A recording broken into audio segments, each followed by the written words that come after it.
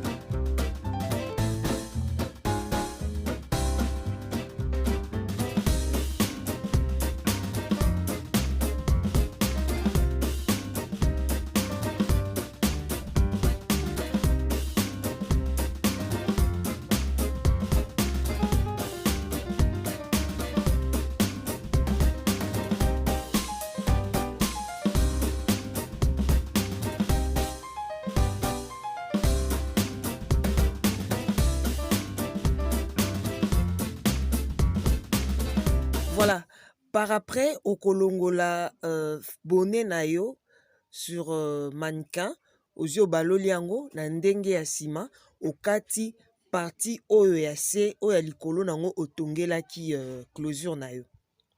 Tolongola yango peut permettre que parti wana emona na neti suki na yo.